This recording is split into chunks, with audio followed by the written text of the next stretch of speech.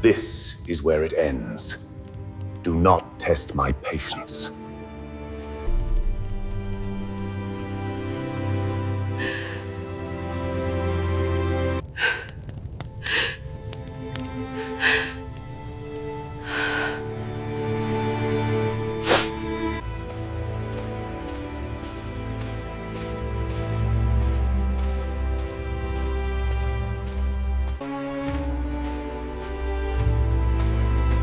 The Silver Moon Keep breathes differently at night. The torches in the corridor don't flicker, they shudder, as if the stone itself is holding something back. Evelynn Wright has learned to read the Keep's moods the way she once read open skies. She knows the sound of the war room when it is empty. She knows the weight of silence that follows an alpha's command. She knows the difference between a closed door and a door left deliberately cracked. She had been walking back from the healing wing. Her hair, long, dark, loose against the pale wrap of her sleeping gown, still carried the scent of the chamomile she used on the wounded Beta's shoulder. Her wolf pendant, carved oak and old silver, pressed warm against her sternum. She was tired. She was always tired here. Then she heard Joyce laugh. It was not a warm sound. It was the sound of someone counting coins that were not yet theirs. "And the Luna?" Joyce's voice, low, silk-edged, deliberate, drifted through the gap in the study door like smoke through a crack in a wall. "What do you intend to do with her?" Evelyn's bare feet stopped on cold stone. A pause, the kind that stretches like a held blade. Then Edwin's voice, her mate's voice, the voice she had spent 6 months trying to reach across a bed that felt wider every morning, answered without hesitation. She was never built for this. The pack needs a bloodline that can hold. Evelynn is a placeholder. She served her purpose. A sound like laughter, Joyce's again. And when she finds out, she won't. She doesn't have the instincts for it. Evelynn does not remember stepping back from the door. She does not remember the walk down the corridor, or the moment her hand found the wall to steady herself, or when exactly the tears started, only that by the time she reached her chamber, her jaw was set, and her hands were not shaking. That surprised her. She had expected to shatter. Instead, something older and quieter woke up in her chest. She looks at the room Edwin gave her. The heavy curtains, the cold hearth, the untouched side of the bed where he had stopped sleeping 3 months ago with no explanation, the silk gowns hanging in the wardrobe that she never chose, the Luna crest above the door that the pack's elders still looked at with doubt every time she passed beneath it. She had tried to earn this place. She had bled quietly, bent carefully, softened every edge of herself so she would not disturb the hierarchy that existed before she arrived. A placeholder. She says the word once, alone, into the dark of the room. Then she takes nothing. Not the gowns, not the Luna crest they gave her like a costume, not the silver-handled brush, or the ceremonial oils, or the letter she had written Edwin last month that he had never opened. She takes the oak pendant, hers from before this place, and she wraps her old traveling cloak over her sleeping gown, the one she brought from home, the one that still smells faintly of pine and open earth, and a life where she was somebody's daughter instead of somebody's footnote. She walks past the night watch. They do not stop her. No one ever watched the Luna's door to keep her in. She walks through the gate of Silver Moon Keep. The crescent moon hangs above the tree line of the shadowlands like a single crooked eye. She does not look back.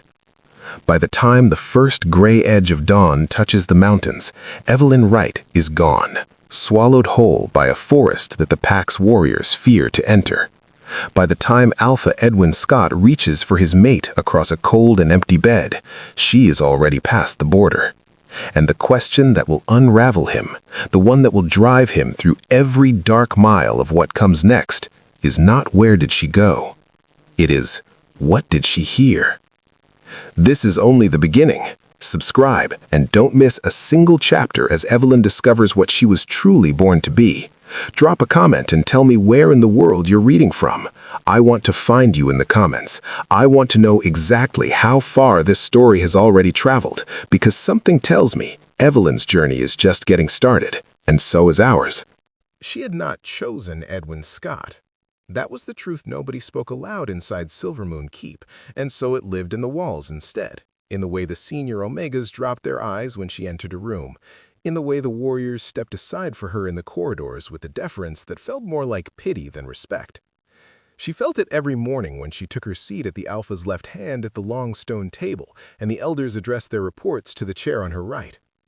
The marriage had been arranged in the neutral hall of the Border Council, 3 packs seated around a table that smelled of old wood and older grudges.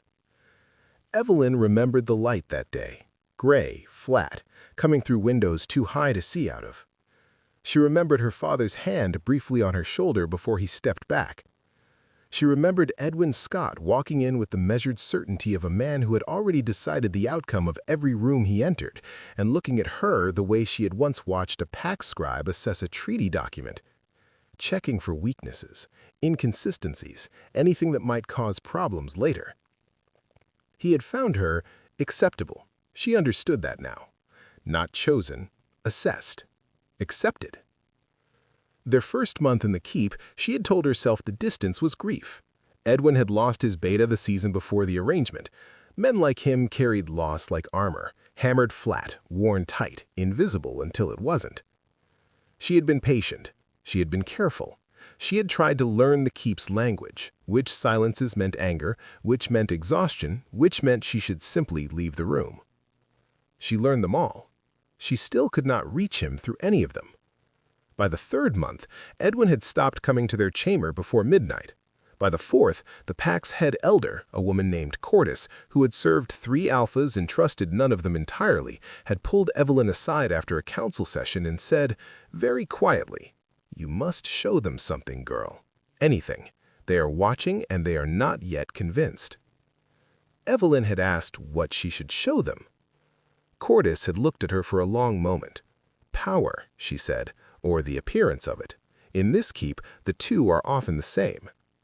But Evelynn's wolf had been strange since the day she arrived, sluggish, distant, like something heard through water. She had assumed it was the adjustment, a new territory, a new bond half-formed with a mate who kept himself behind glass.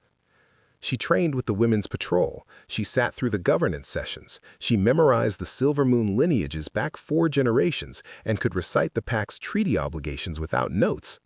None of it was enough. She could feel that in the way Edwin looked at her during council, if he looked at her at all. The expression was not cruel. That would have been easier to hold on to.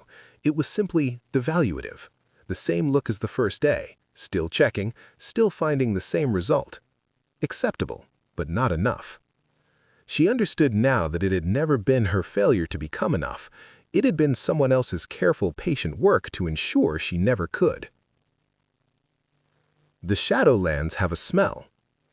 She noticed it the moment she crossed the unmarked border, a line of white stones half buried in moss that the pack's patrol routes curved around without exception. The smell was cold green and deep earth, and something underneath both of those things. Something older, like turned soil after rain, but darker. Like a forest that had been growing in the dark for so long it had forgotten it was waiting for light. Evelynn pulled her cloak tighter and kept walking. She had no plan beyond the border, she understood that. The Shadowlands were forbidden for reasons the pack's lore described in terms of ancient creatures and cursed ground, and she was barefoot in a sleeping gown with an oak pendant and 3 months of accumulated hunger for open air, and she was walking deeper in because the alternative was turning around. She would not turn around. The trees here were taller than the ones in Silvermoon's hunting grounds, old growth, the kind that blocked the sky entirely, so the moonlight came down in fragments between the canopy, irregular and silver blue like light through broken glass. Her feet found the ground carefully, roots and stones. The cold was a clean cold, different from the keep's cold, which always carried the weight of hierarchy inside it. She breathed it in. And then she heard the sound, small, ragged, Coming from the hollow of a split oak trunk 20 feet to her left, a low, broken whimper that cut through the forest's dense quiet the way a child's cry cuts through a crowded room. Something in her chest responded before her mind could form a thought about the wisdom of it. She moved toward it. Curled in the hollow, barely visible in the dark, was a wolf cub. Young, no more than 3 months, she estimated, with fur the color of storm clouds and a back left leg bent at an angle that made her stomach tighten. It lifted its head when she crouched down, and its eyes, pale amber, enormous in that small face, fixed on her with the particular expression of a creature that has been hurt badly enough to be past fighting and is now just waiting to see what comes next. Evelynn held out her hand, still, patient, the way her mother had taught her with the wild things that came to the edge of their old territory when she was small. The cub pressed its nose to her fingers. Something happened then, something she had not felt since before the keep, before the arranged marriage and the silver dust incense burning nightly in her chamber and the months of waking up with her wolf feeling like a dim candle behind glass. It moved in her chest like a door swinging open, a warmth that started at her sternum and radiated outward through her ribs. The cub made a soft sound, not fear, something else, something almost like recognition, and pressed closer to her hand. There you are, she thought, and she was not sure if she meant the cub or herself. She gathered her carefully, mindful of the leg, and tucked him inside her cloak against her chest. He was lighter than she expected. She could feel his heart beating against her palm, rapid, insistent, alive. She named him Wren because it was the first word that came to her, and because he looked like something that survived something it shouldn't have and is still here anyway. She found the base of a wide canopied tree 30 feet further in, its roots forming a natural shelter, and she sat with her back against the trunk and the cub warm against her chest, and she watched the shadowlands' cold, beautiful dark, and she did not cry. She had done her crying in the corridor outside the study, silently with her hand pressed to the stone wall. She was finished with that now. Joyce Martin was in the council room before the morning bell. She had dressed for care, deep blue silks with the silver thread border she wore only for formal sessions, her dark hair pinned with the obsidian clasp that had belonged to the previous Luna's ceremonial wardrobe. She had retrieved it from the archive herself 3 weeks ago, quietly on a day when the archivist was occupied elsewhere. It was a small gesture, invisible to most, but Cordis would understand the language of it. "I am already here," the obsidian clasp said. "I have already begun." She had been patient. She was very good at patience. It was perhaps her greatest skill, the one that had served her longer than any other. She had watched the Silver Moon pack for 6 years, earning her position piece by piece, placing herself at the correct elbow in the correct doorway at the correct moment. She had watched Edwin Scott ascend and understood before anyone else what kind of man he was. Brilliant, tactical, emotionally fortified to the point of blindness about anything that required softness. A man who could be guided if you understood the shape of his reasoning and placed the right ideas in his path like stones in a river, each one exactly where the current would carry him. The Evelynn arrangement was a problem. She had not anticipated how quickly the bonding ceremony's formal structure created loyalties in the pack around the Wright girl. Not deep loyalties, not the kind built on respect, but the provisional, instinctive kind that packs extended to anyone formally designated as theirs. She needed to address that before it calcified. The silver dust incense was simple enough. Sourced from a trader who asked no questions, burned nightly in the ventilation of Evelynn's chamber under the guise of a respiratory remedy that Joyce herself had recommended for the girl's first winter adjustment. Wolfsbane derivative, diluted, slow-acting, not enough to damage, only enough to dim, to make her seem uncertain on her feet, to make her wolf sluggish and her instincts dull, to confirm to the pack what Joyce had been carefully suggesting in small ways across months of council sessions. The Luna is not strong enough for this. The plan had been working. Edwin had begun to see Evelynn as Joyce needed him to see her, as a variable that wasn't producing the expected results, a piece that didn't fit the structure he was trying to build. And now the piece had removed itself. Joyce allowed herself one small, private smile before she arranged her expression into appropriate concern. When the senior council members began to file in, she was already seated at the table, her hands folded, her posture radiating the particular quality of someone who has already begun thinking about solutions to problems the others have not yet learned exist. "The Alpha is hunting his Luna," she would say when the time came. "In his absence, the pack requires stability." And she would look at the empty chair at the head of the table, and the obsidian clasp would catch the light, and Cordis, perceptive, experienced, 3 alphas deep in the understanding of how power actually moved in this keep, would see exactly what Joyce intended her to see. The chair was waiting, the pack was watching, the alpha was in the forest, chasing a woman who had run. For the first time in 6 years of careful patience, Joyce Martin let herself believe she was close. He found her on the 3rd day. Edwin had covered the territory faster than any of his patrol wolves could have. He'd gone alone, against every advisement, leaving the keep in the care of his second beta with 3 words that brooked no argument: "Hold the council." He had not told them what had happened. He had told them only that the Alpha was handling a territorial matter in the Shadowlands, which was unusual enough to create speculation, but not unusual enough to suggest crisis. He could not afford for the pack to know Evelynn had left. Not yet, not until he understood how much she had heard and what, if anything, could be repaired. The Shadowlands were his 3rd territory in terms of familiarity. He had run its borders dozens of times in the years before the pack deemed it formally forbidden, and he knew its geography the way he knew his own name. He followed the trail she had left not through carelessness, but through his own tracking: bare feet, light weight, the particular disturbance of someone who moved carefully rather than quickly, someone who was not running in panic, someone who had chosen a direction and was keeping it. That had surprised him. He had expected to find her within the first half-day, sheltered somewhere close to the border, waiting to be found. He had prepared a version of the conversation for that scenario. It was clean, controlled. He would explain the plan. She would understand. They would return before the second council session. He had not prepared for her to travel 3 days deep into the Shadowlands and make a camp. He smelled the small fire before he saw it. Real wood, controlled, someone who knew what they were doing.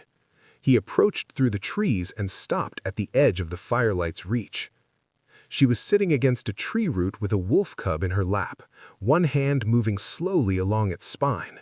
She was wearing her old cloak over what he now realized was a sleeping gown. Her dark hair was loose and tangled with small leaves. She looked nothing like the carefully composed woman who sat at his council table. She looked like someone who had put down a weight she'd been carrying for a very long time and was only now beginning to notice how her shoulders felt without it. She did not look up when he stepped into the firelight, but her hand stilled on the cub's back. "I know your footstep," she said. Her voice was even, not the voice of someone who had been waiting to be found, the voice of someone who had been expecting this and already decided how it would go. Edwin stopped 6 feet from her. The cub lifted its head and watched him with amber eyes that held an unsettling steadiness for an animal its size. "Evelynn," he said, her name with the weight of a man who has rehearsed a conversation and is now understanding the rehearsal was for the wrong room. "You need to come back." "Do I?" Not a question, 2 words, flat and clean, that closed a door. The pack. "Don't." She looked up then, and he saw her face clearly for the first time in the firelight, the jaw set, the eyes direct, none of the careful softness she had worn in the keep like a second skin. She looked, he realized, with a disorientation he did not have a category for, entirely like herself. "Don't tell me about the pack. Tell me about the succession plan. Tell me about Joyce. Tell me about the placeholder." The word landed with the precision of something thrown with exact intent. Edwin held very still. His mind ran the variables, how much she had heard, through which door, at what point in the conversation, and arrived at the answer he had been dreading since the moment he found the empty chamber. She had heard enough. That conversation was not what it sounded like. I know what I heard. You heard a piece of something constructed for a specific audience. Joyce has been running a network of dissent inside the keep for longer than you've been there. I needed her to believe the plan was real. I needed her to bring the rebels forward on her own timeline, so I could what? Evelyn's voice did not rise. That was somehow worse than if it had.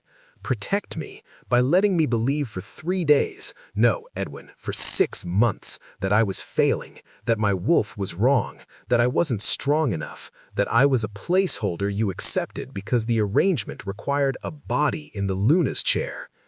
The word body hit something in him that he did not have a clean response to. I was going to tell you. When? He didn't answer, because the honest answer was when the plan was finished, and he was beginning to understand, standing in the firelight of a forest his pack feared to enter, watching his mate sit with a wounded cub in her lap with the same self-possession she had apparently been conserving for 6 months against the slow erosion of everything around her. He was beginning to understand that when the plan was finished was not an answer. It was an evasion dressed in strategy's clothing. You need to understand what Joyce is doing to the pack. I understand exactly what Joyce is doing. Evelyn's hand moved back to the cub's spine, steady, unhurried. She's been burning something in my chambers, something that dims a wolf. I noticed the smell 3 months in and asked the healers about it, and they said it was the incense you'd approved for my adjustment period. A pause. Did you approve it? The question was a blade. Edwin's jaw tightened. No. Then you should probably go back to your keep, Alpha. She used the title the way someone sets down a key. Final. Because while you've been out here looking for your placeholder, your advisor has had 3 days alone with your counsel. He looked at her, the woman he had assessed in a gray-lit hall and found acceptable, and had not, he now understands, looked at again. Not really, not the way the moment required. The oak pendant rested warm against her sternum, the cub slept in her lap, the shadowlands pressed dark and close around them both. I'm not leaving without you, he said. You don't have a choice in that. Her eyes met his, steady as stone.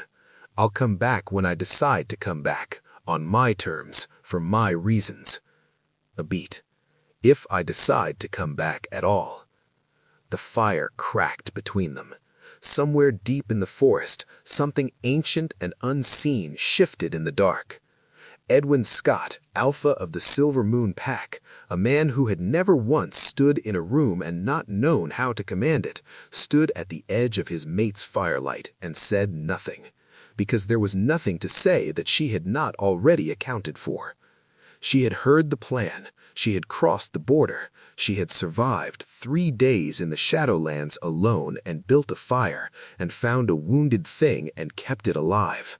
And she was looking at him now, not with the careful, hoping expression he had grown accustomed to dismissing from across a council table, but with the level, unmistakable gaze of someone who has already survived the worst thing you could do to them and is now simply deciding what comes next. He played the long game. He moved every piece with precision. He built a trap for Joyce Martin with the architecture of a perfect deception. And somewhere in the construction of it, he forgot that the woman at its center was not a piece. The forest breathed around them. The cub's heartbeat, warm and rapid, pressed against Evelyn's palm. She did not look away. Neither did he. If you need to know what happens when Evelynn walks back into that keep, not as a placeholder, but as something Silver Moon has never seen before, hit subscribe and stay close. Drop a comment and tell me where in the world you're reading this from. I'm going through every single one. This story is already traveling further than I expected, and somehow I think Evelynn is just getting started. They came before dawn. Evelynn heard them first, not with her ears, but with something lower, something that lived in the base of her spine and had been very quiet for 6 months, and now in the open air of the Shadowlands, with the silver dust burned out of her system for 3 full days, was beginning to wake up properly. A vibration in the ground, Pows, multiple, moving with the particular coordinated silence of wolves that had been trained to move together and had been told specifically not to be heard. She was on her feet before Edwin had time to register her shift in posture. Wren woke in the same instant, his small body going rigid in the nest of her folded cloak, a sound starting low in his throat that was too old for a cub its size, a warning sound, instinctive and certain. How many? The murmur in the hall changed quality. She felt it before she heard it, a shift from uncertainty to the particular charged silence of a community absorbing something that rearranges the shape of the last 6 months. Joyce's composure was excellent. Evelynn gave her that. That is a serious and unsupported. Cordis, Evelynn turned. The supplier's stamp on the contract. You have seen it before. Cordis reached for the document. Her eyes moved across it with the speed of genuine recognition. Border merchant. He was brought before the council 2 years ago for trading restricted compounds with the Shadow Territories. She set the document down. Her voice was flat as a sentence being pronounced. He was banned from the Pax borders. A beat of silence. He did not appear to have respected that ban, Evelynn said. Joyce moved, not toward the documents, not toward Edwin. She moved toward Evelynn, and she moved with the speed of a trained pack-fighter rather than an advisor in ceremonial silks, and in her hand was what Evelynn's instincts registered before her eyes confirmed it, a silver blade, thin and long, the edge dark with a compound that caught the altar's torchlight with a sickly iridescence. Poisoned, of course. Joyce had not come to the ceremony to lose gracefully. The hall fractured into motion. Edwin was already moving, had been moving, Evelynn realized, since the moment Joyce's weight shifted, because he had been watching her with the same focused precision he had used tracking Evelynn through the shadowlands, and he had known before anyone else in the room what was about to happen. He stepped between them. The blade caught him across the left forearm, a slash, not a thrust, Joyce adjusting her angle as Edwin's body intercepted hers. He caught her wrist on the backswing. The sound of his grunt, controlled, suppressed, was the only indication he had been cut. The hall had gone absolutely still. Joyce's arm was locked in Edwin's grip. The blade was angled upward, going nowhere. Her composure had finally come apart. For the first time in 6 months of perfect construction, Evelynn could see what lived underneath it. Not ambition, not strategy, something older and colder and less rational than either of those things. Something that had been patient so long it had started to believe patience was the same as deserving. Evelynn stepped forward and took the blade from Joyce's hand. Not with force, she simply closed her fingers around the hilt above Joyce's and held it with the steadiness of a woman who had stood in the shadowlands and held a pulse of light against 6 trained wolves and had not shaken once. Joyce's hand opened. The light came again, quieter this time, controlled, nothing more than a steady, warm glow along Evelynn's fingers that spread up her arm and sat around her like a banked fire, visible to every person in the hall, impossible to misread. It touched the pack's crescent crest on the floor and turned it briefly, unmistakably, gold. Wren, tucked in the fold of her traveling cloak, pressed against her ribs and purred, a sound too large for his size, resonant and old, the sound of something recognizing something. Cordis, at the council table, was very still. Then she stood with the slow deliberateness of a woman making a statement with her body, and she did not look at Joyce at all. She looked at Evelynn, and she inclined her head. They held Joyce in the pack's secure chamber that night, with 2 of Callum's most trusted wolves on the door, the rebels she had cultivated in the council, 3 members who had been receiving information about pack movements in exchange for their signatures, were identified by the second bell and removed from their positions. The border patrols were doubled. A full accounting of the archive was ordered. The pack's healer came to Edwin's arm at dusk. The wound was clean. Joyce had not had time to get the poisoned edge fully to its target, and Edwin's constitution was what Evelynn was learning to expect of him, which was excessive in every relevant direction.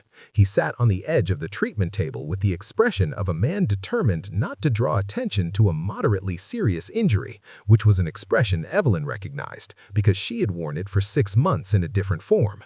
She sat across from him while the healer worked. Wren was asleep in a proper nest now. Warm room, soft bedding, the pack's animal healer having assessed his leg with professional thoroughness and the suppressed reaction of someone who wanted to ask a great many questions about how a cub came to be in the Shadowlands. The healer left. The room went quiet. "You stepped in front of the blade," Evelynn said. "Yes." That was not calculated. Edwin looked at her steadily. The unguarded thing was back in his face. She was beginning to understand it was not new, not the product of the last 3 days in the forest. It had been there underneath the structure all along. He had simply been very good at keeping the structure intact. "No," he said, "it was not." Evelynn held that for a moment. She was sitting with her hands in her lap, the oak pendant warm at her sternum, the solar warmth still faint and present in her palms like the memory of a fire. The keep was quiet around them in a way that it had not been quiet in months, a different quality of silence, not hollow, not the silence of an empty bed and a missing variable, the silence of something that had been cleared. "I need you to understand something," she said. "The woman who walked back through that gate today is not the woman you assessed in that hall 2 years ago and found acceptable. She is not the Luna you left at a council table for 6 months and checked on intermittently for functionality." She met his eyes. "I don't know yet what we are to each other. I don't know if the mating bond is enough on its own when there has been this much silence between 2 people. Edwin said nothing. He was listening like he tracked, completely, missing nothing.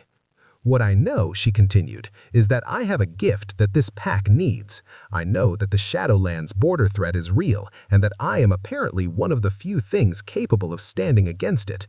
I know that Wren is a Shadowland cub and that there is something I'm meant to understand about that which I haven't fully understood yet."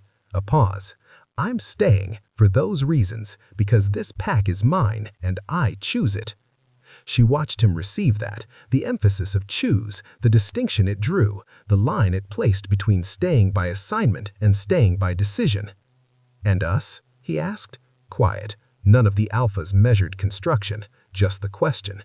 "And us," she said, "is something you will have to earn, 1 day at a time with no pieces on a board, starting with the conversation I asked for in the forest." She held his gaze. "Starting now, if you're ready."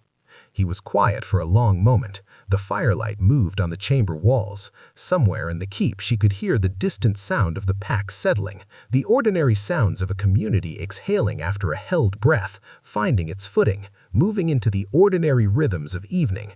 "I'm ready," Edwin said, and for the first time, sitting in the warm, ordinary quiet of a chamber in Silver Moon Keep with her pendant at her chest and her wolf fully awake and the light still faint in her poems, Evelynn believed him. She did not forgive him that night. Forgiveness was not a gate you walked once and through. It was a road, and she'd only just found the first stone of it under her feet. But she was here, on her terms, by her choice. The placeholder walked back through the gate as something the keep had no prior word for, and she was in no hurry to give it one. Let them find the language. She had time. Outside the chamber window, the crescent moon hung over Silver Moon Keep, and for the first time in 6 months, the light it cast felt like it belonged to her.